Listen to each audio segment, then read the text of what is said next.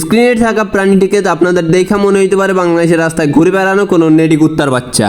আবার অনেকে এই প্রাণীটাকে বানরের প্রজাতি হিসেবে ধরে থাকে, কিংবা এমনও মনে হইতে পারে ভিন্ন গ্রহ থেকে মুখ থুবড়ে পড়া একটি এলিয়েনের বাচ্চা, যে কিনা মুখ থুবড়ে পড়ায় তার চেহারা এরকম বাজে হয়ে গেছে এবং কি খারাপ হয়ে গেছে। কিন্তু আপনাদের এই জল্পনা কল্পনা একবারে মিথ্যা প্রমাণ করে দিবে আমাদের এই নিউজ। আমরা যখন অনুসন্ধান চালাতে কুত্তার কাছে যাই, তখন কুত্তাও অস্বীকার করে দেয় এটা তার গোত্রের না। যখনই আমরা বলি তার গলায় তো কুত্তার চেন আছে, এই কুত্তার চেনটা আসলো কোথা থেকে, তখন কুত্তা আমাদের জানায় যেরকম টুপি পাঞ্জাবি পরলে হুজুর হওয়া যায় না, সেরকম গলায় কুত্তার চেন পরলেও কুত্তা হওয়া যায় না। অনেক সময় টিকটকারও হয়। আমরা কুত্তার এই কথা শুনে দ্বিধাদ্বন্দ্বে পড়ে যাই আর ভাবতে থাকি শালা আজকাল কুত্তাগুলোও টিকটকারদের চেয়ে স্মার্ট হয়ে গেছে। তারপরে ভাবছিলাম কুত্তাকে একটা প্রশ্ন করব, কিন্তু তার উত্তেজিত ভাব দেখে আমরা চলে যাই ঋত্বিক রোশনের কাছে। ঋত্বিক রোশনের বাসায় যাওয়ার পর তার বাবার কম্পিউটার দিয়ে ফোন দিয়ে আমরা জাদুকে। তারপরে আমি জিজ্ঞেস করছি এই প্রাণীটা কি তাদের কোনো প্রোডাক্ট কিনা, তাদের ইয়ারফোন থেকে হাঁকতে গিয়ে কেউ ফ্লাশ মেরে ভুলে ফেলে দিছে কিনা। তারপর জাদু বলে ওঠে ভুলে এটা তাদের প্রোডাক্ট না, কিন্তু তাদের এলাকা থেকে এটাকে পাওয়া গেছে। জাদুর প্ল্যানেটের বিষয় করে ধারণা করছে কোনো মানুষ হয়তো বা তাদের গ্রহে গিয়েছিল।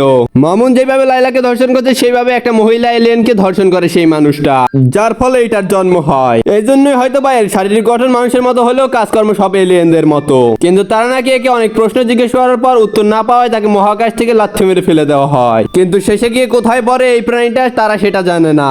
তো সম্মানীয় শ্রোতারা, তারা না জানলেও আপনারা কিন্তু জানেন এই প্রাণীটা এখন কোথায়, কিন্তু আপনারা এটা জানেন না কি তার পরিচয় কি তার কাজ। তবে এই অজানা আর বেশিক্ষণের জন্য নয়, আমরা দীর্ঘদিন অনুসন্ধানের মাধ্যমে বের করে ফেলেছি এই প্রাণীটির আসল পরিচয় কি। আর তাই আপনাদের জানাবো এই ভিডিওতে এই প্রাণীটির আসল পরিচয়, কিন্তু একটা ইন্ট্রোর পর। Hey guys, আসসালামু আলাইকুম। Once again welcome back to my universe। তো তারপর বলো কি খবর তোমাদের। দেখো গাইস, পৃথিবীর সবচেয়ে জঘন্য কাজ হলো মানুষের বডি শেভিং করা আর মানুষের চেহারা নিয়ে মজা করা। কিন্তু হ্যাঁ, বিষয়টা যদি হয় আমার ভিডিওর মূল টপিক নিয়ে, তাহলে এখানে হাদিস সম্পূর্ণ ভিন্ন। এখানে তুমি গালিগালাজ করে আস্তাগফিরুল্লাহ পড়ে নিলেই হবে।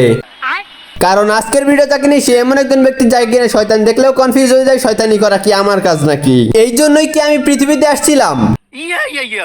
যদি এই জন্যই আমি আইসা থাকি তাহলে এই কে? তুমি তোমার জীবনে অনেক কিছুই দেখছো, তার মধ্যে হলো মানুষ তার বডি পার্ট ইউজ করে তার কিছু উসুল করার জন্য। যেমন হাত ইউজ করে কোনো কিছু করার জন্য, পা ইউজ করে চলার জন্য, আর কান ইউজ করে শোনার জন্য। আবার কিছু কিছু মেয়ে আছে যারা কিনা তাদের বড় বড় জিনিসের শো করে ভাইরাল হওয়ার জন্য। কিন্তু আমার ভাই, তোমার ভাই মানকি ভাই, সরি মানি ভাই, সে কিনা তার মুখ ইউজ করে শুধুমাত্র গালি খাওয়ার জন্য। তার মানে হচ্ছে তুমি যদি এই ছেলেটার র‍্যাপ সং একবার শোনো তাহলেই বুঝতে পারবা মানসিক টর্চার কি। আর এইটাও বুঝতে পারবা কিছু মানুষদের প্রতিবন্ধী বলে গালি দেওয়া উচিত না। এতে আমাদের আসল প্রতিবন্ধী ভাইদের অপমান হয়। কারণ এই পোলা হলে এমন একটা প্রতিবন্ধী যার ভিডিও তোমার সামনে আসলে তার উপর মায়া হবে কম, গালি দিতে মন চাইবে বেশি। আর ওর চেহারার এক্সপ্রেশন দেখে তোমার মনে হবে সৌন্দর্যের শোন আত্মহত্যা করছে, আর বাকি আছে ধৈর্য। আর ওই ধৈর্যটা নিয়েই আজকের ভিডিওটা ফুল দেখতে হবে। তো চলো একটু বেশি কথা না বলে তোমাদের মুডটা একটু খারাপ করে নিয়ে আসি। আই মিন ওর ভিডিওটা দেখে আনি। ঘুম থেকে উঠে আমার বই নিয়ে বসতে হবে, সারা বছর যাই করছি এখন আমার পড়তে হবে, 30 তারিখে এক্সাম, ভালো রেজাল্ট করতে হবে, প্রেমের চিন্তা গেমের চিন্তা সবকিছু ছাড়তে হবে। এখন তোমার মনে হইতে পারে ওর হাতে থেকে ফোনটা নিয়ে ওর জায়গা মতো ঢুকাই দিতে, কিংবা ওর গলায় থাকা কুত্তার চেন দিয়ে ফ্যানের সাথে ঝুলায় রাখতে। কিন্তু গাইস এই কাজটা তোমরা কইরো না, কারণ প্রত্যেকটা অটিস্টিক শিশুরে এই সমাজে বাঁচার অধিকার আছে। আর যাই হোক, তারা তো মানুষ নাকি, যায় পুটকি মেরে দিয়ে আসতে পারো।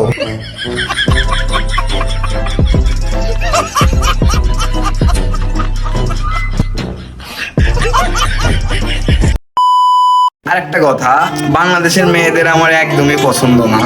আমি বাংলাদেশের মেয়েদের একদমই পছন্দ করি না। I look like foreign and I like foreign girls. এক একজনের পছন্দ এক এক রকম হইতেই পারে। তোর বাংলাদেশি মেয়ে পছন্দ না ফরেন গার্লস পছন্দ, এটা সত্য। মিয়া খলিফার ফ্যান বাংলাদেশে অনেক লিজেন্ড। কিন্তু আরেকটা কি যেন বললি, ওইটা বুঝতে পারলাম না, আবার একটু বললে ভালো হয়। I look like foreign. এই কথা যদি আগে বলতি তাহলে আমাদের আর জাদুকে কল করা লাগতো না। টু বি অনেস্ট, তোকে আমার ফরেনার না হিজড়া মনে হয়। বিজনেস প্লাবানের মতো টিকটক আইসা ফিল্টার মেরে ভিডিও বানায় আবার বলে আই লুক লাইক ফরেন। দেখ আমি যতই চাই গালি দিব না, তারপর তুই বাধ্য করস গালি দিতে।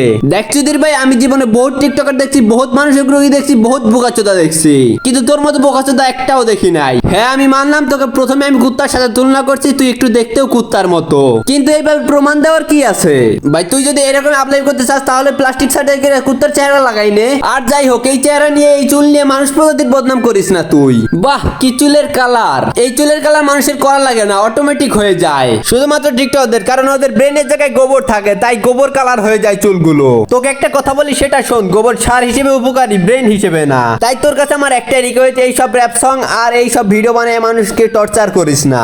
এক হলো তুই টিকটক ছাড়ে দে, না হলে তুই পৃথিবীটা ছাইরা দে। হুদাই বাইচতে থেকে কি করবি? পৃথিবীর আলো বাতাস পানি নষ্ট করে কি লাভ? তো সবশেষে আমার একটাই কথা থাকবে, এই সব বাদ দিয়ে ভালো কোনো কন্টেন্ট বানা। তুই অবশ্যই চাবি না তোকে কেউ আবার মতো পার্সোনালি অ্যাটাক করু। তুই আর যাই বানাস, মানুষকে মানসিক রোগী বানাইস না। তো গাইস, এই ভিডিও শুধুমাত্র বিনোদন হিসেবে নিবা, কাউকে হেট দিবা না। আমরা কোনো ভিডিওই কাউকে হেট দেওয়ার জন্য বানাই না, আশা করি বুঝতে পারছো। তো আজকের ভিডিও ভালো লাগলে ভিডিও একটা লাইক এবং চ্যানেল নতুন থেকে চ্যানেলটিকে অবশ্যই সাবস্ক্রাইব করে নিও। আজকের মতো বিদায় নিচ্ছি, দেখা হবে নেক্সট কোনো ধামাকাদার ভিডিওতে। ততক্ষণ পর্যন্ত লাইট অফ।